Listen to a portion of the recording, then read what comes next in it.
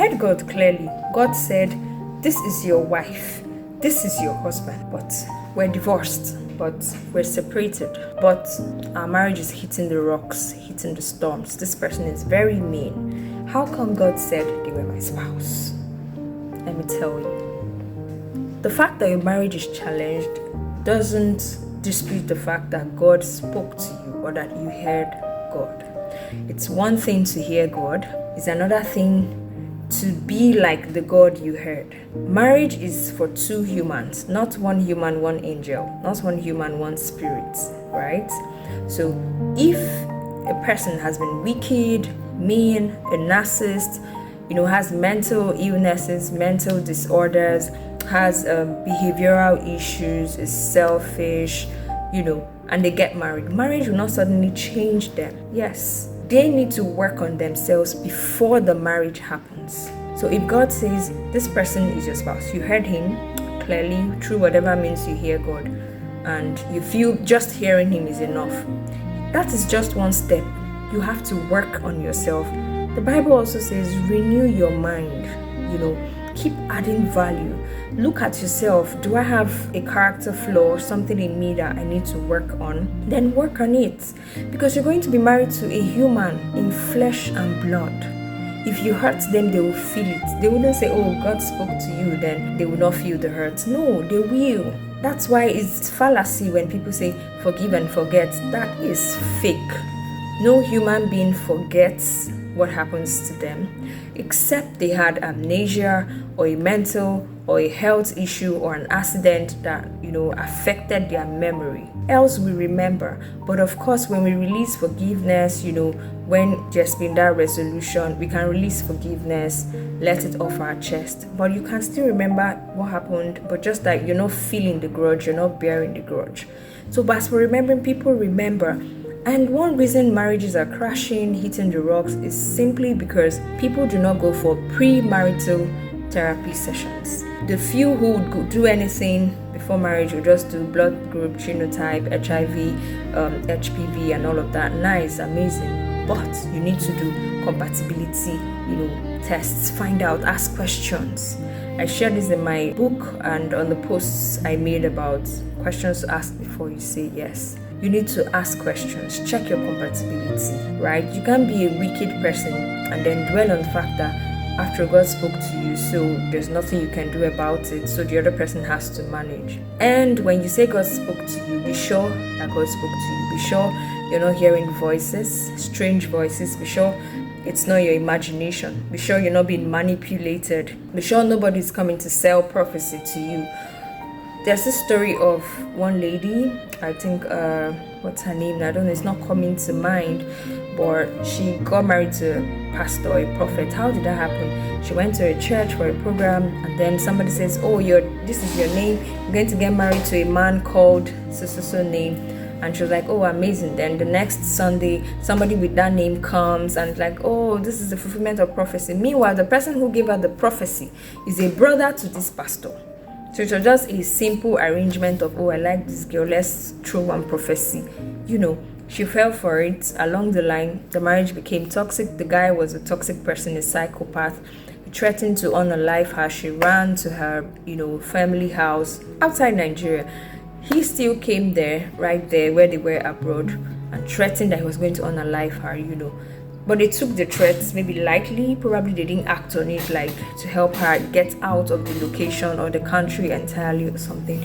Guess what? He fulfilled his threats, right? So it's not about God said to me, oh, this person is a pastor, or this person speaks in tongues or knows the word and all of that. People could have all of these things. They are charismatic stuff. They are charisma. Like, I'm not saying denomination-wise. I mean, they are just energetic, abilities, your steez, composure, packagings, the fruits of the spirit, the character traits. Is this person yielded? Are they open? When God rebukes them, do they yield? Do they have an authority they submit to? That if they mess up and you say, oh baby, you messed up, I'm going to, do you know that, oh, this person would call me to order? Are they nice to you alone and then mean to others? That's a red flag, because you see that meanness they show other people, especially those who are below them, maybe drivers, cleaners, nannies, chefs, and people that are that report to them and all. You see the meanness, the unkindness, the rudeness they show them, that is their true character. They are only being nice to you because they are trying to mirror you, especially if you're encountering a narcissist, a psychopath, a manipulator, a toxic person. They're only trying to buy you. That's why they're acting all kind. That's why many of you would say, hey, he was nice to me during courtship. It was amazing. It was sweet. How was this person, or how was he or she to others? How did they relate with other people? So don't just be overwhelmed with their niceness to you. Anybody who is nice to only you during courtship, dating, and all that is not genuinely nice. Yes. So you have room to ask questions, find out, inquire. Traditionally, they used to say, oh, people would go and, ask questions about family backgrounds. And some persons say, you're not marrying the family, I'm marrying the person. So don't bring a bias of maybe this family, they're known for being problematic. That means the person I'm marrying will be problematic. It's not always the case, but that gives you an insight into what you're going into. Most times you could have an amazing person coming to you for marriage, but the family they come from would pose a challenge to your marriage. So when you get married, you're not marrying the person alone. You're getting married to their family, their mindset, their notions, their past, their present, their genetic, bloodline, if there are transgenerational traumas, if there are mental health, disorders, if there are learning disorders that run in the blood and the family. This is what you're getting yourself involved in. So you need to be prepared. So many people get entangled and they are shocked because they didn't prepare for what they would see. That's why marriages are breaking up. A lot of people are traumatized and they think marriage is where they would go and dump all the trauma, or they are wounded and they're bleeding. So they're going to bleed on those who have healed. And those who have healed were thinking that, oh, I've come to, continue my healing journey. So that's what we see. Two broken people, two traumatized people, or one traumatized person and one healed person, or one traumatized person and one, neutral person who has never been traumatized, get married, and then the traumatized person is venting, releasing trauma.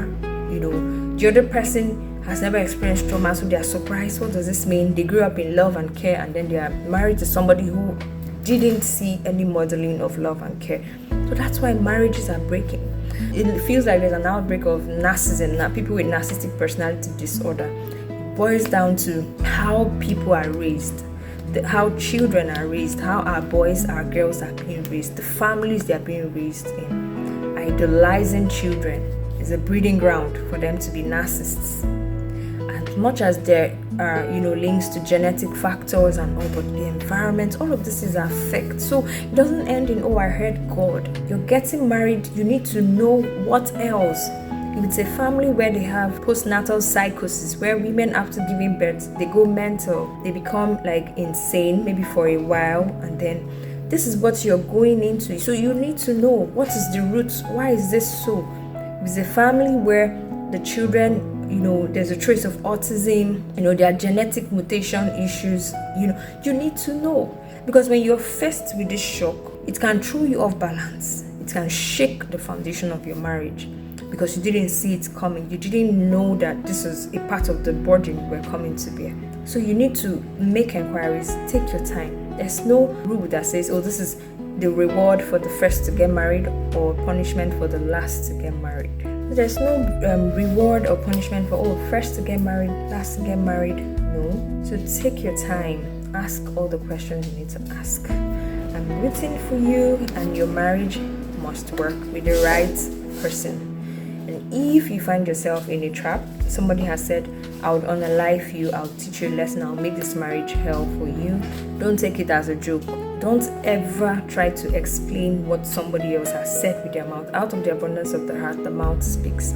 Whatever they said was intentionally processed and thought of. Do not at any point trivialize it. During the courtship, before, after, during marriage, know when you need to run. Like Mama Toyin always say, the covenant of life supersedes every other covenant. The covenant of marriage, the covenant of love, relationship, because if you're not alive, you can't be married anymore. Somebody else may replace you. Maybe your replacement is already by the corner, right? And if you feel, oh, I'm trying to please God, I'm trying to please my church and all, in that state of heart where they are dealing with you emotionally, physically abusing you, you have grudges in your heart, you're in pain.